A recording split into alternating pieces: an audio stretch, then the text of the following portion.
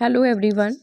So this video is very important for the chemistry students, for all the chemistry students because your exam is on 19th. So it's important. So one must check this video. This topic is about colligative properties. Colligative properties depends upon the number of moles of the solute. सो जितनी भी colligative properties हैं वो moles पे depend करती हैं कि कितने solute के मोल्स प्रेजेंट हैं. हमारे पास 4 कॉलिगेटिव प्रॉपर्टीज़ हैं. Number 1 is relative lowering of vapour pressure. Relative lowering of vapour pressure means when vapour pressure is decrease. जब आपके पास एक सॉल्वेंट है, उसके अंदर सोल्यूट ऐड कर रहे हो और उसके जो प्रेशर में है वो डिक्रीज आ जाना, that is relative lowering of the vapor pressure. And what is the formula for this? It's Pa naught minus Pa upon Pa naught is equal to xb. Now what is xb? Pa is vapor pressure of the solvent. Pa naught is vapor pressure of solvent at the pure state, and xb is the mole fraction. And we know that mole fraction is equal to number of moles of that component upon total number of moles. तो जो component है वो B है, जो हमारा solute है, तो that is NB upon Na plus NB. Number of moles how to calculate? कैसे करोगे calculate number of moles? कितना given weight है WB upon उसका कितना molar mass है, and this one again WB by MB plus WA upon MA. This numerical can be asked, means this formula is important for the numericals. अगर आपके पास solution मान लीजिए dilute है, dilute solution के case में जो denominator में से फैक्टर है WB बाई MB, उसकी वैल्यू इट्स वेरी लेस 1. तो अगर वो वैल्यू कम है उस टाइम पे हम इस फैक्टर को रिमूव कर देते हैं. तो ओवरऑल हमारे पास जो फॉर्मूला बन जाता है डाइल्यूट सोल्यूशन के लिए, that is Pa not minus Pa upon Pa not is equal to WB by MB multiply by Ma upon Wa. So this is the first colligative property, and you can see this one property again shows that it is depending upon the number of moles of the solute. जो solute है उस पे ये depend कर रहा है. Next one is second colligative property.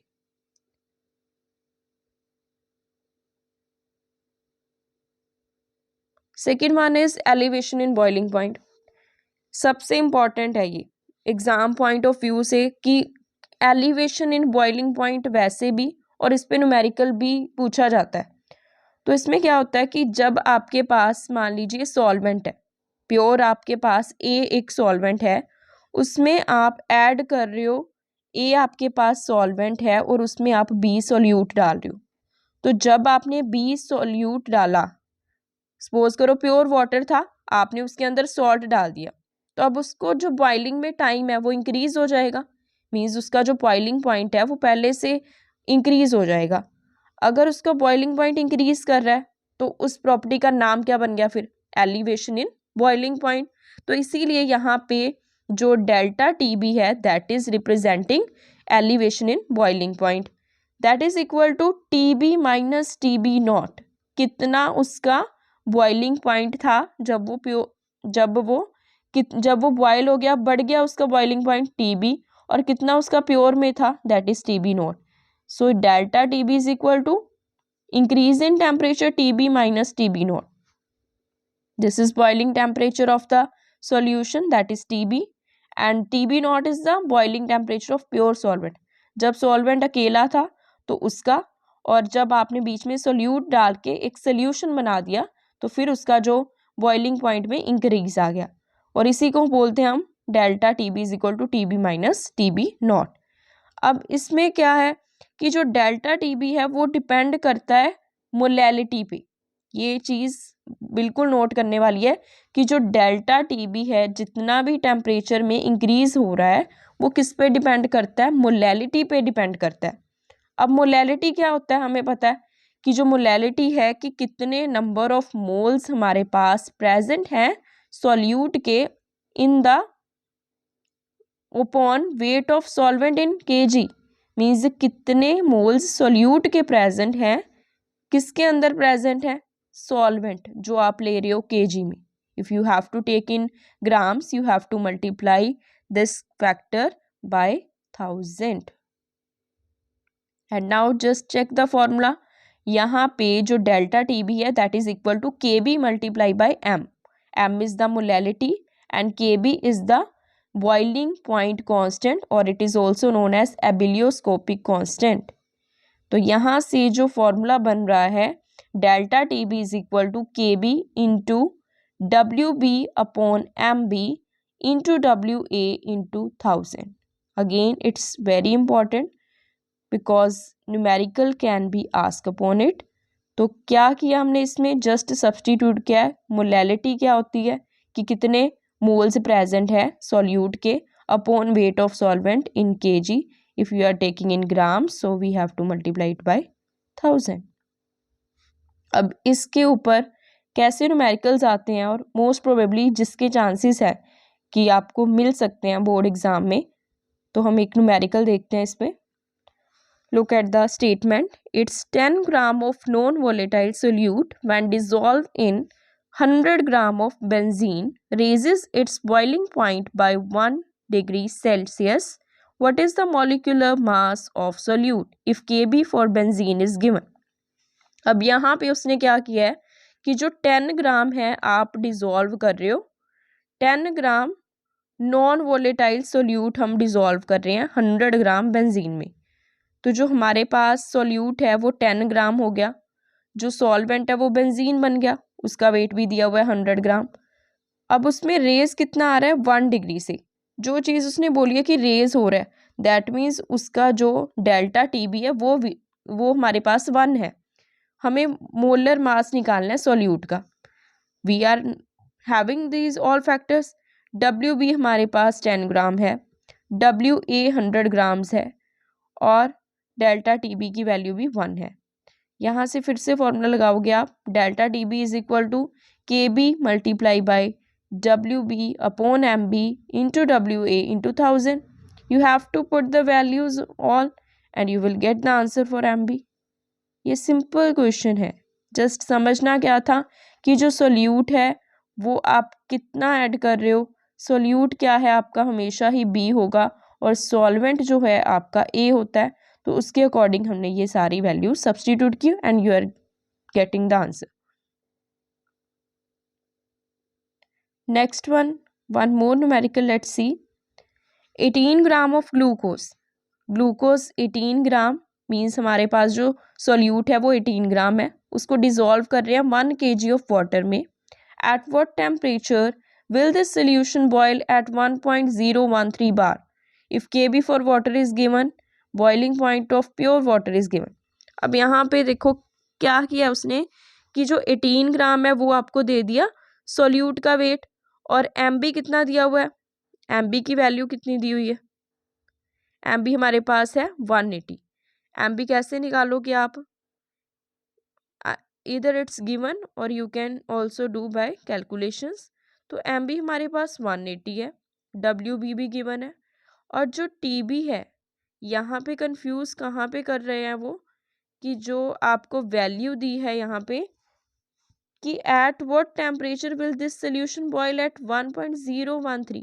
अब ये जो वैल्यू 1.013 है ये वैल्यू क्या चीज़ है, इसको आप टेम्परेचर नहीं लोगे, ये प्रेशर की वैल्यू दी है कि किस टेम्परेचर पे सोल्यूशन का जो प्रेशर है वो इतना हो जाएगा अगर आपके पास के बी गिवन है और प्योर वाटर का बॉइलिंग पॉइंट भी गिवन है.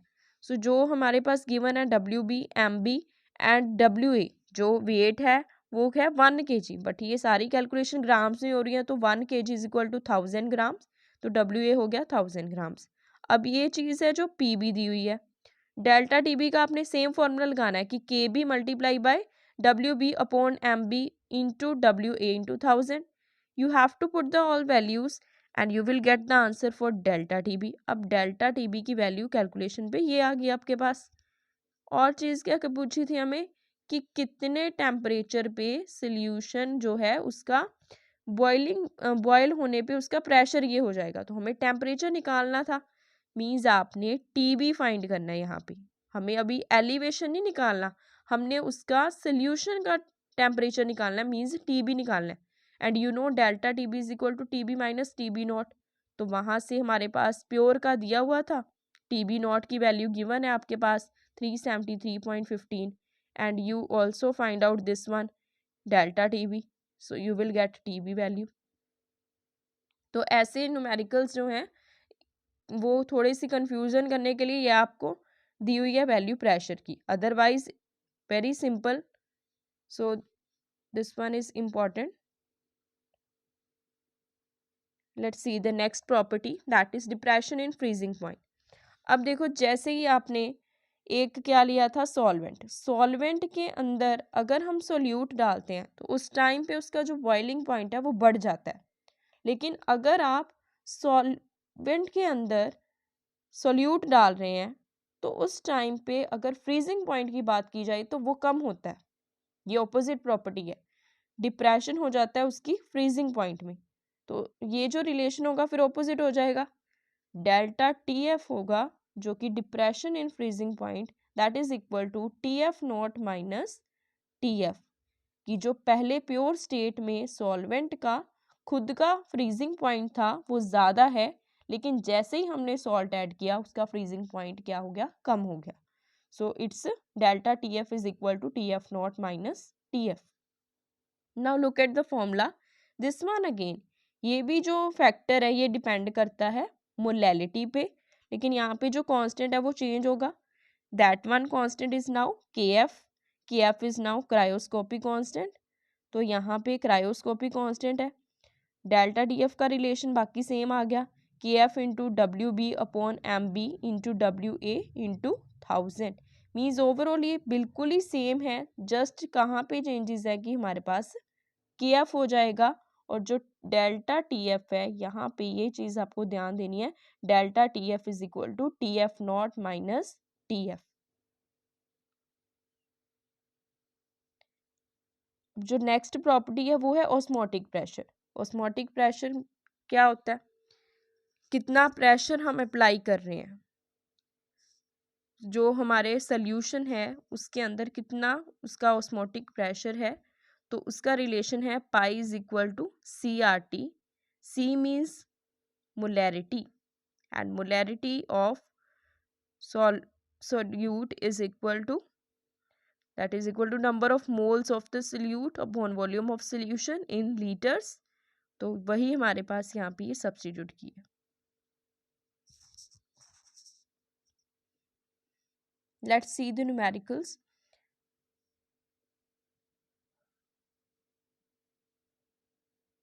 ये जो न्यूमेरिकल है ये फ्रीजिंग पॉइंट के बेसिस पे है। अब देखो जो फ्रीजिंग पॉइंट है उसमें क्या हो रही थी, डिप्रेशन हो रहा है, तो वो कह रहा है 45 ग्राम इथाइलिन ग्लाइकोल है। अगर इथाइलिन ग्लाइकोल का फॉर्मूला आपको गिवन है दैट्स वेल एंड गुड, अगर नहीं गिवन तो आप खुद याद रख सकते हो CH2H and CH2H that is ethylene glycol.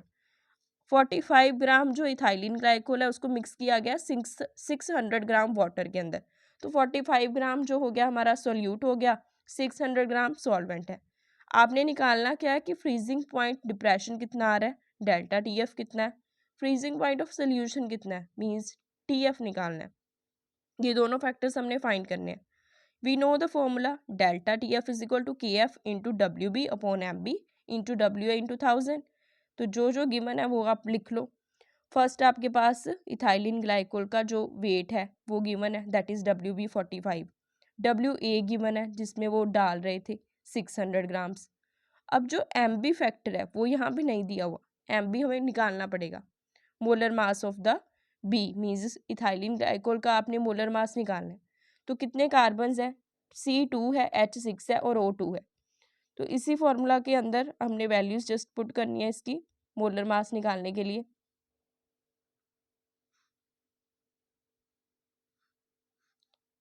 12 into 2 हो गया 6 इंटू 1 प्लस 16 इंटू, कैलकुलेशन करोगे तो 62 आ गया MB।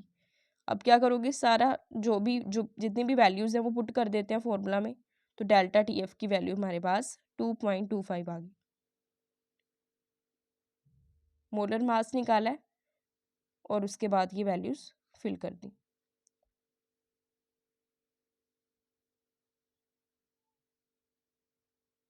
नेक्स्ट है हमारे पास फ्रीजिंग पॉइंट पूछा था सोल्यूशन का। फ्रीजिंग पॉइंट मीन्स TF निकालना था। अब हमारे पास रिलेशन क्या है, delta TF is equal to TF nought minus TF।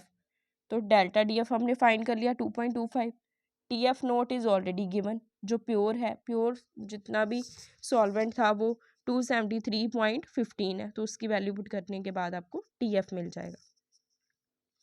Let's check one more numerical over this topic. In winter, the normal temperature in Himalayas valley is found to be minus 10 degrees Celsius. Is a 30% by mass of aqueous solution of ethylene glycol suitable for car radiator? अब यहाँ पे देखिए question क्या पूछ रहा है कि winter में हिमालय वैली में जो टेम्परेचर है वो -10 है, तो क्या 30% मास अगर एक्वस सोल्यूशन का इथाइलिन ग्लाइकोल का कार रेडिएटर के लिए सूटेबल होगा या नहीं। तो मीन्स इनडायरेक्टली वो क्या पूछना चाह रहा है कि यहाँ पे जो डेल्टा TF है वो कितना होगा। तो क्या चीज़ आप कैसे फाइंड करोगे, WB मीन्स ये जो 30% दिया है, 30% इथाइलिन ग्लाइकोल मीन्स कि 30 ग्राम्स 100 ml में ये प्रेजेंट है। 30 ग्राम्स आपने 100 ml वाटर में लेना है। KF आपको दिया हुआ है, मोलर मास भी आपको पता है इथाइलिन ग्लाइकोल का। तो WB हो गया हमारे पास 30 ग्राम, जो सोल्यूट बन गया वो इथाइलिन ग्लाइकोल है। WA हो गया वाटर, कितना हो जाएगा वो पूरे में से निकालना है आपने, मीन्स ओवरऑल सोल्यूशन 100 का बना होगा, तो 100 में से 30 आपका सोल्यूट है, तो 70 आपका सॉल्वेंट रह गया, तभी ये 100 का सोल्यूशन बना। तो WA आपके पास 70 लेना है आपने, WB 30 लेना है। नेक्स्ट देखते हैं,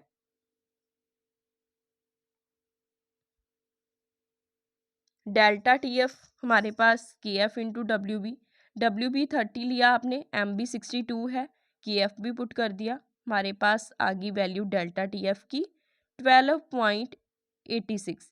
तो ये जो 12.86 वैल्यू आई है, अगर आप इसको कंसीडर करोगे डेल्टा TF 12.86 है, तो मीन्स ये value in negative it is -12.86। तो जो खुद नॉर्मली जो विंटर में जो वहाँ पे टेम्परेचर है हिमालय वैली पे वो -10 डिग्री था, आपका जो टेम्परेचर में चेंजेस आए हैं, डिप्रेशन आया है, वो -12 से आया, तो -12 वैल्यू -10 से कम है। दैट मीन्स ये वाला जो हमारे पास इथाइलिन ग्लाइकोल है that is suitable for the car radiator के लिए, ये सूटेबल होगा। So that is the answer. तो यहाँ पे कैसे वो इनडायरेक्ट क्वेश्चंस पूछ रहे हैं, ऐसे क्वेश्चंस आ सकते हैं, तो आपने थोड़ा सा देखना है कि क्या चीज़ गिवन है, क्या पूछा है, कैसे फिल करना है। तो बहुत सिंपल न्यूमेरिकल्स हैं जितने भी हैं एलिवेशन पे या डिप्रेशन पे, जस्ट आपने देखना है कि क्या चीज़ गिवन है। One more numerical let's C. Phenol associate हो रहा है बेंजीन के साथ, डाइमर बना रहा है। The freezing point of solution containing 5 gram of phenol in 250 gram of benzene is lowered by 0.70। अब यहाँ पे थोड़ा सा है ट्रिक है, मीन्स उसने बोला फिनोल एसोसिएट हो रहा है, एसोसिएट होके डाइमर बना रहा है, तो मीन्स दो फिनोल्स जो है आपस में कंबाइन एक डाइमर बना लिया, ग्रुपिंग होगी, उनकी ज्वाइनिंग होगी, दो फिनोल के मॉलिक्यूल्स आपस में ज्वाइन कर रहे हैं। अगर 5 ग्राम फिनोल प्रेजेंट है 250 ग्राम बेंजीन में, तो 5 ग्राम आपका हो गया सोल्यूट WB और 250 हो गया आपका WA बेंजीन। ये जो लोअर हो रहा है, बात क्या किया उसने कि जो फ्रीजिंग पॉइंट है वो लोअर हो रहा है, तो 0.70 से वो क्या हो रहा है, कम हो रहा है, तो आप निकालो degree of association.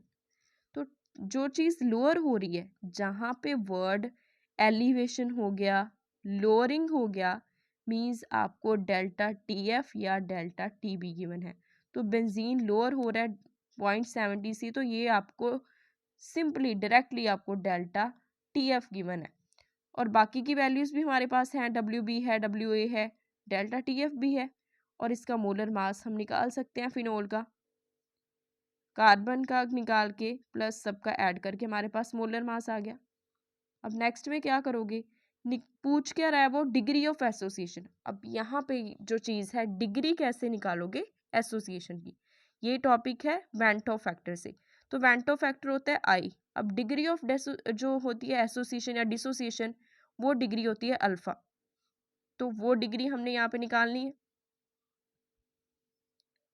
Delta T F का सेम फॉर्मूला लेना है आपने, K F into W B over M B into W A into 1000, just एक फैक्टर इसमें इंक्लूड कर दिया, that is I. I is known as van't Hoff factor.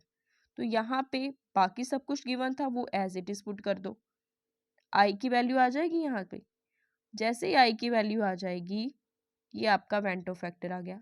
अब क्योंकि ये चीज़ क्या लिखा था उसने कि एसोसिएशन हो रही है, डाइमर बन रहा है, डाइमर बन रहा है तो दो मॉलिक्यूल्स कंबाइन करके एक बन गए, तभी उनका डाइमर बन गया। तो एन की वैल्यू क्या हो जाएगी यहाँ पे 2, क्योंकि दो मॉलिक्यूल्स, डाइमर मीन्स 2, तो 2 मॉलिक्यूल्स हो गए तो एन की वैल्यू आपके पास 2 आ गई। वेंट ऑफ फैक्टर आप ऑलरेडी निकाल चुके हो। वेंट ऑफ फैक्टर निकालने के बाद अब रह गया डिग्री ऑफ एसोसिएशन। अब ये फॉर्मूला आपने लर्न करना है, डिग्री ऑफ एसोसिएशन जब निकालनी है तो 1 minus I into N upon N minus 1। तो ये इतना बेसिक सा फॉर्मूला है कि आप डायरेक्ट निकाल सकते हो। जस्ट आपने delta T F is equal to I into K F into W B over M B into W A निकाल के आई की वैल्यू निकाली, और अल्फा डिग्री ऑफ एसोसिएशन मिल गया 1 minus I N upon N minus 1, because it is forming dimer N is 2। So ये जो थे न्यूमेरिकल्स, ये एलिवेशन पे थे और डिप्रेशन पे थे। In the next video, I will discuss upon the osmotic pressure in detail. So for more knowledge, just keep on watching and must like and share the video.